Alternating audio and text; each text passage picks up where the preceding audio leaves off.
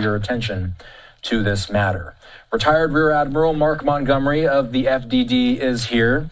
Lots to discuss on this. Firstly, what needs to happen on Friday in order to put us on the path to a ceasefire? Well, thanks for having me. A lot needs to happen because, frankly, at this point, Putin hasn't made any concessions. He's never acknowledged, that he would give in on any area that President Trump has asked him to. And I contrast this with President Zelensky, who has given in on a number of concessions and agreed to agreed in principle to be in the position where you could actually have a ceasefire. So I think first and foremost, President Putin's going to need to make some concessions. I'm not holding my breath for that. But if we're going to get anywhere, it's going to be that he agrees to a cessation of air attacks on critical infrastructure, and that he agrees to a ceasefire along a line of control that is consistent with the current footprint of forces. In other words, don't ask Ukraine to give up further land losses or areas that they currently hold as some concession from Ukraine to reward Putin for a failed invasion. Bouncing off of that, I got to ask you, the Wall Street Journal says that Putin today, they're reporting that Putin would halt the war in exchange for eastern Ukraine. If that's where the negotiations start, Mark, I got to ask you, what feels like a reasonable place for the negotiations to end? That Putin would halt the war in the position forces are currently in at this moment, and that Trump would not turn to President Zelensky and ask him to acknowledge that like constitutionally or perpetually, but instead to acknowledge that that is the condition we're in today. It's some kind of temporary cessation of hostilities, because I don't think Zelensky nor any democratically elected leader of Ukraine can just concede the loss of 25% of the country to just a rapacious authoritarian like Putin. Why is Putin meeting with the president of the United States? Why not the president of the country that he's at war with? Exactly, because Putin considers himself not, on an equal footing with President Trump. He considers himself a big country like the United States, and he considers Zelensky a small country, small leader. And, while that may not have played out in the battlefield where the Ukrainians have more than held their own against the Russians, still on the diplomatic stage, Putin sees himself on par with Trump. And by the way, it's not good for President Trump it's not good for Ukraine to have President Trump be their negotiator. And it's not a knock on President Trump, but in the end, Ukraine's position needs to be advocated for by Ukraine's President Zelensky. Has Ukraine reacted to the news of this meeting? Look, I think first they're wondering where the second meeting is on this, because Putin has been careful to not say that he's in for a second meeting between Trump, Putin, and Zelensky. Now, President Trump has said that's the natural progression of things. He hasn't said it since this announcement of Alaska, and he didn't say it in his Truth Social post.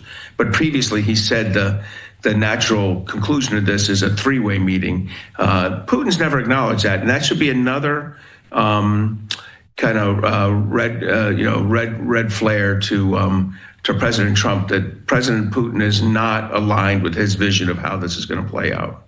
So if a trilateral meeting were to happen, let's say a trilateral meeting doesn't happen. Let's say Zelensky and Putin, they never meet face-to-face. Do they have to meet face-to-face in order to get a ceasefire done? Is that a prerequisite for that to happen? Well, Ukrainian and Russian officials need to meet face-to-face to have that kind of agreement. I do think that's necessary.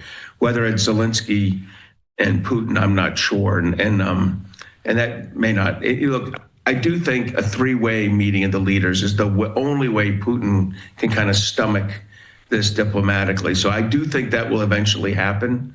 But there is a way you could avoid it with President Trump and Putin meeting at a high level and then more junior officials meeting at a lower level, agreeing to the details. But you need Ukraine at the table for the details. This is Ukraine's territory, not the United States. And while Trump may have Ukraine's interests in mind, only Ukraine can sign off on their national sovereignty. Didn't Trump give Putin a deadline to end the war or face new sanctions? What came of that? Well, that was today. And this is typical Putin behavior. Just prior to it, he makes some, veiled comment about a, discussion, ready to discuss this. And then it kicks the imposition of sanctions, or more broadly, of real pain for Russia till the August 15th. And, I think after August 15th, there'll be another delay while President Trump gets, as he would say, gets tapped out by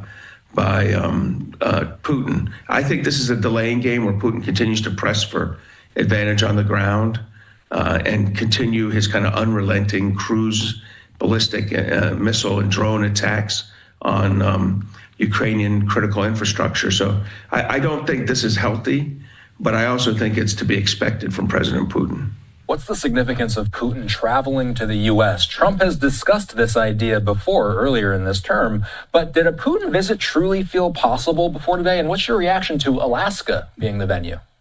Well, maybe Putin agreed to Alaska because in his secret listing of things that belong to Greater Russia, Alaska is part of it, stemming back from the 1867 purchase of Alaska by our Secretary of State, Seward. I don't understand why they're meeting. I'm happy with the meeting there. I think it's better than Hungary, that's for sure. And he was not willing to stomach Italy because Italy's been so supportive of Ukraine and Zelensky. So maybe in the end, Alaska became something that Putin could stomach.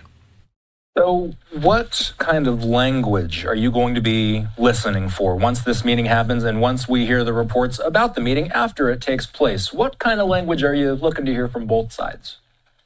So particularly from both sides, you hope you hear the same language. Historically, that has not been the case. After Trump and Putin talk, you get two versions of a meeting. But the words you're listening for is the